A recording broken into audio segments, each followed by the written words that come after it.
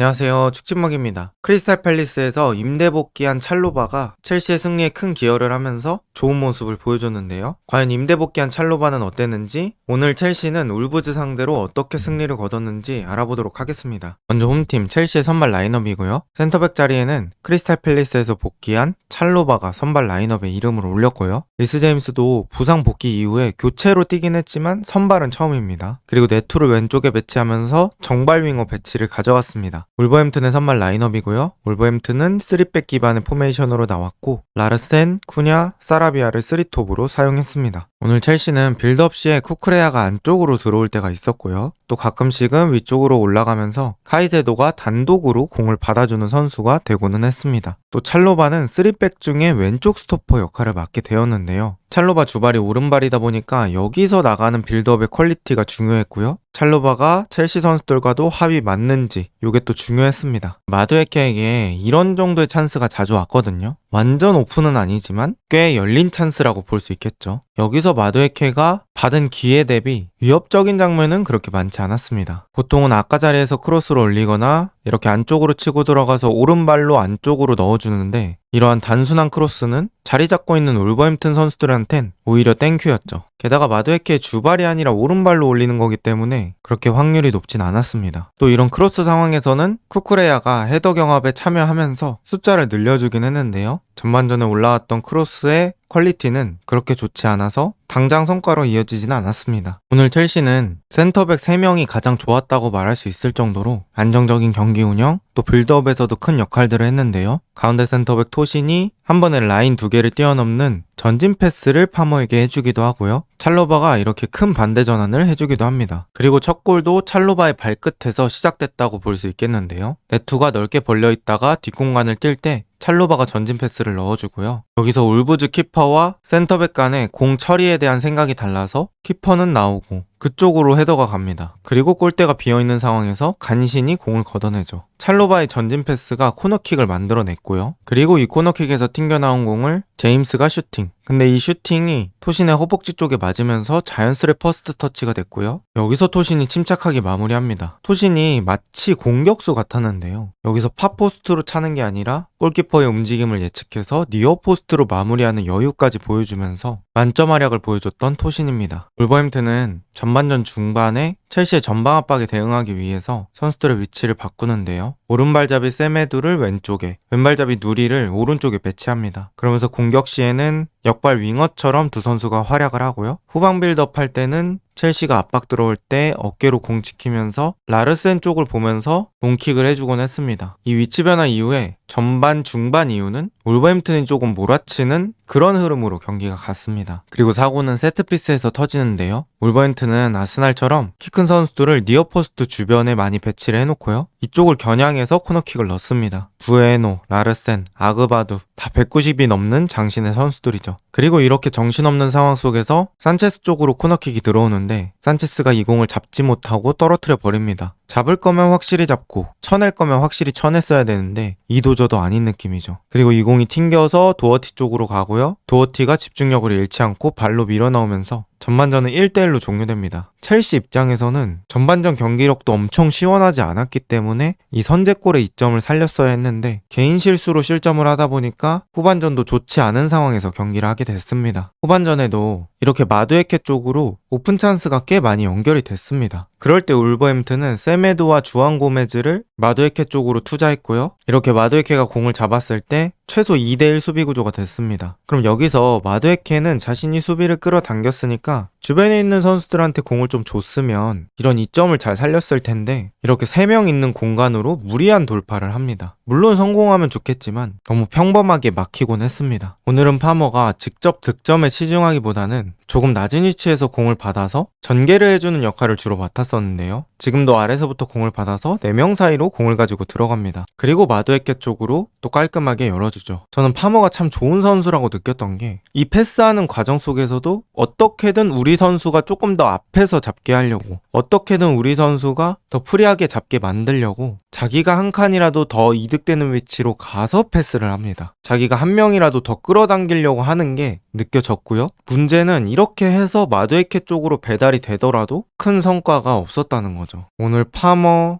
센터백들 미드필더까지 마두에케 쪽으로 배급해준 패스만 거의 15번 정도 될 겁니다. 그런데 여기서의 성과가 좀 아쉬웠습니다. 또 이렇게 마두에케에게 문제가 생기는 게 저는 주변 지원 움직임 때문이라고 생각을 하거든요. 예를 들어 왼쪽에서는 산초가 이렇게 공을 잡았을 때 쿠쿠레야 같은 선수가 하프 스페이스 들어가주면서 산초에게 선택지를 늘려주죠. 하지만 마두에케, 듀스버리올 둘이 호흡을 많이 맞춰보지 않아서 그런지는 모르겠지만 마두에케가 공을 잡았을 때 듀스버리올이 이렇게 침투하는 경우는 많지 않았고요. 또 마두에케가 이렇게 공을 주더라도 듀스버리올은 왼발잡이기 때문에 바로 컷백을 넣는 것도 쉽지 않은 일이었습니다. 또 마두에케는 윙어보다는 윙포워드에 가깝기 때문에 공을 잡고 안으로 들어가서 자신이 직접 해결하려고 하는 그런 특성들이 있단 말이죠. 그런 것들이 마두에케로부터 나오는 공격의 성공률을 조금 떨어뜨렸던 것 같습니다. 이렇게 마두에케 쪽에서 나오는 공격이 아쉬웠던 적이 많았지만 결국에는 한 번의 성과를 내는데요. 마두에케의 크로스, 듀스버리올의 백헤더, 202 박스 안에 들어간 쿠쿠레야 쪽으로 흐릅니다. 그리고 쿠쿠레야의 배 트래핑이 좋았습니다. 웬만한 공격수들보다 더 침착한 트래핑이고요. 슈팅을 뜸들였다면 쉽지 않았을 텐데 공이 바운드되고 바로 올라오는 타이밍에 오른발로 갖다 대면서 역전 결승골을 만들어내는 쿠쿠레야입니다. 그리고 첼시가 2대1을 만든 뒤에는 울버햄튼의 기세가 좀 꺾인 느낌이 있었고요. 후방에서 예쁘게 풀어나오는 과정이 있었습니다. 카이세도가 공을 받으러 가면서 상대 수비들을 주목시키고 그때 찰로바가 상대 시야 뒤쪽에서 앞으로 움직이면서 제임스의 공을 받아줬죠. 오늘 첼시의 3명 제임스, 토신, 찰로바 이 센터백들은 빌드업도 침착했고 유기적으로 플레이를 잘 했던 것 같습니다. 그리고 몇 분 뒤 코너킥 상황에서 찰로바가 헤더 그리고 마두에케가 달려들면서 득점을 마무리했고요. 경기는 3대1로 첼시의 승리로 종료됩니다. 일단 오늘 경기 간단한 평가를 해보자면 첼시의 수비수들이 수비도 하고 공격도 했다 라고 평가를 할 수 있겠고요. 오늘 첼시가 경기를 이기긴 했지만 경기 내용에서는 조금 개선해야 될 여지가 남아있었던 것 같습니다. 특히 최근 들어서 느끼는 건데 상대가 내려앉은 수비 형태일 때 첼시가 크로스의 빈도가 매우 많아졌어요. 근데 첼시의 파머, 엔조, 산초, 잭슨 이런 선수들이 크로스를 받아먹는데 강점이 있는 선수들이 아니잖아요. 물론 오늘 골도 크로스에서 나긴 했지만 조금 더 다양한 패턴의 공격이 필요할 것 같고요. 중앙은 편하게 뚫는 건 어려운 일이니까 사이드 쪽 윙어한테 공을 보내놓고 플레이할 때가 많을 텐데 그때 이 윙어들을 어떻게 지원할지 이 윙어들을 이용해서 어떤 패턴 플레이를 할지는 고민을 조금 더 해봐야 될 것 같습니다. 어쨌든 첼시는 리그 5경기 동안 승리가 없었는데요. 오늘 경기 승리하면서 리그 4위로 올라섰고요. 맨시티가 치고 올라오는 상황에서 소중한 승점을 챙겼습니다. 과연 이번 시즌 챔스권 싸움은 어떻게 될까요? 오늘 영상은 여기까지입니다. 좋은 하루 보내세요.